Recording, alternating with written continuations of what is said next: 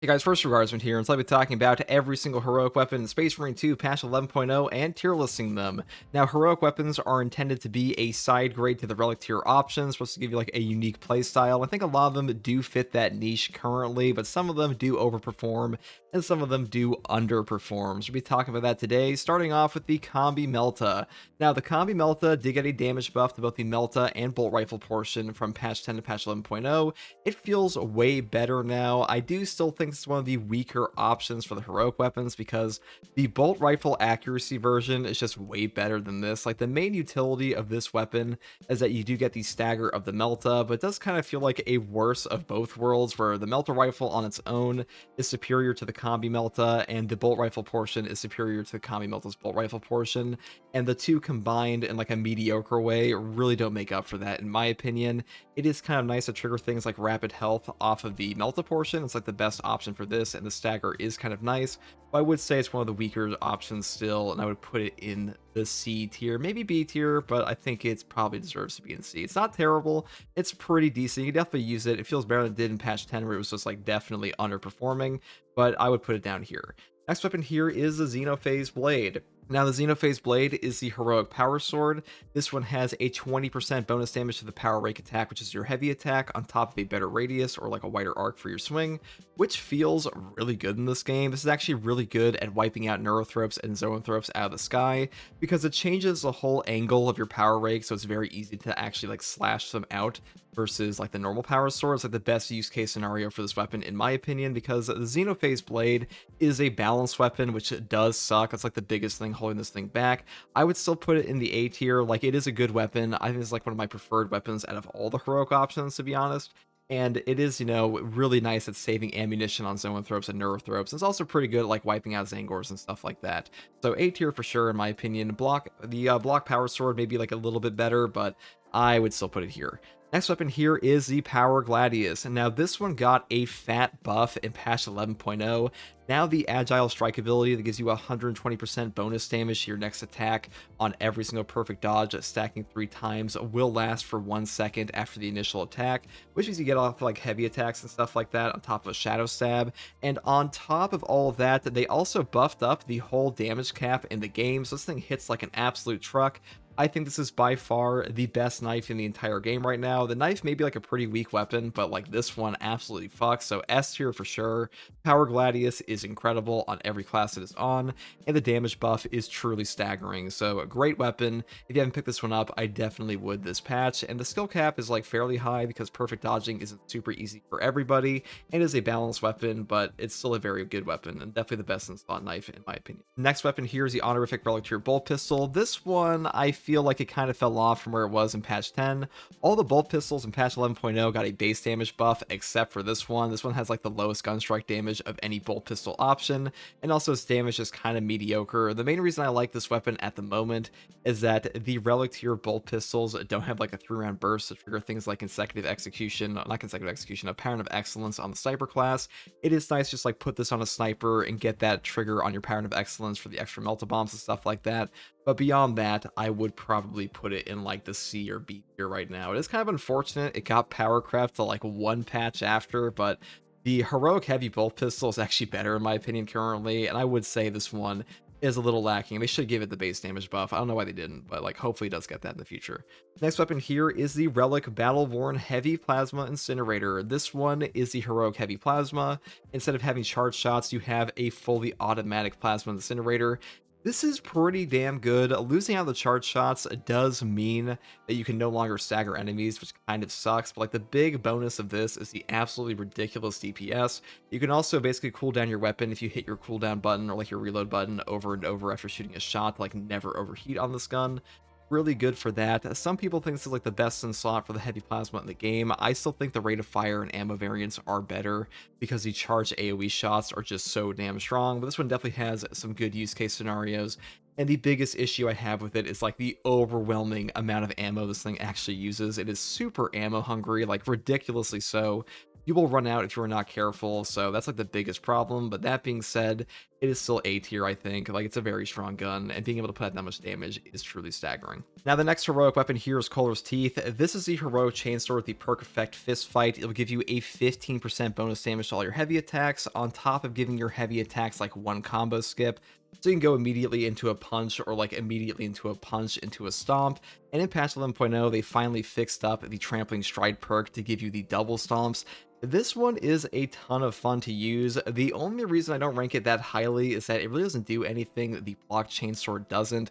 Like, the block chainsword I think is overall better. The double stomps are nice, but like, it does feel a little gimmicky. It is super fun to use though on like the assault and bulwark, because overcharge will benefit all the heavy attacks of this weapon. It can definitely put out a ton of damage, but the fact that it is a balanced weapon does suck ass, and both the Xenophase and Power Gladius do suffer from this as well, but I feel like their upsides are just better than this one's. So I'd probably put it in the B tier. Like, Choler's Teeth, it is super fun to use. Like, if you haven't tried this out, you definitely should.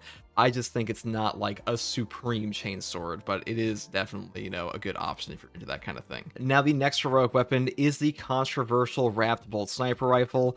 This is by far one of the strongest heroic weapons in the entire game. I think this is also the overall best bolt sniper rifle in the entire game. Easily an S tier in damage, and the heroic perk effect is called Replenishing Hit, where you will get back ammunition on a headshot directly into your magazine, which allows you to take full advantage of things like strong finish or strong start for that bonus damage on your magazine, like the last round or first round, because it doesn't actually like reload your mag, it'll just reload the single shot, which is pretty nice. Now, the big issue that people have with this weapon currently is that from the PTS to the live game, they made it so all perk effects outside of the heroic perk effect will not replenish ammo for this thing, which it does suck.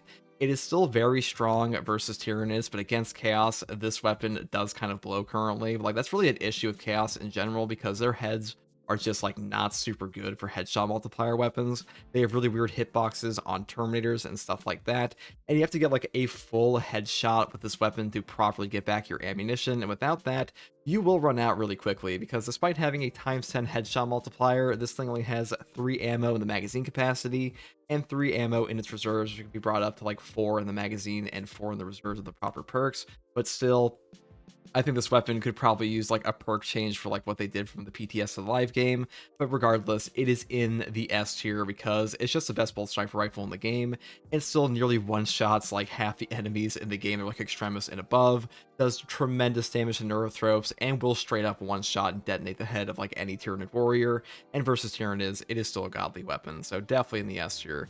Now the next heroic weapon here is the Wrapped Instigator Bolt Carbine. This is my favorite of the bunch. It is like a strict upgrade to all the other Instigators in the game because its damage is just better on headshot. It is amazing at close to medium range. It has a 5-round burst on top of that headshot damage, which means like your overall DPS is even better than you would originally expect. This weapon really is an incredible option for Vanguard and Sniper in close range, and I really do just prefer it. It is easily S tier for me. There's like nothing super gimmicky about this gun. It's just a good burst fire weapon.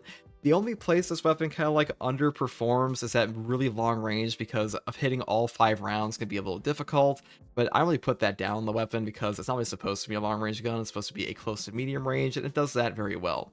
Now the next weapon here is the Chains of Duty Heroic Heavy Bolter. This is by far the best heavy bolter in the entire game. This one will grant you a fencing window on top of having 0 charge up for your maximum fire rate, which makes it the best for giving you back your CHP on top of just surviving with gun strikes.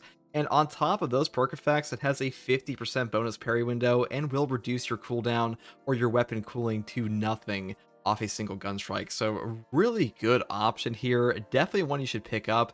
However, there is an issue that if you swap to your secondary, you will lose the fencing window on this weapon, which does kind of suck, but like even with that in mind, this is still a top tier gun, S tier for sure, best in slot heavy bolter, and if this is a strict upgrade to the other options, how could it not be an S? So definitely pick this one up if you haven't. Now from Chains of Duty to the Death's Grasp Power Fist, this is the new heroic Power Fist that gives you 200% bonus light attack damage on top of a 50% reduction in your heavy attack damage.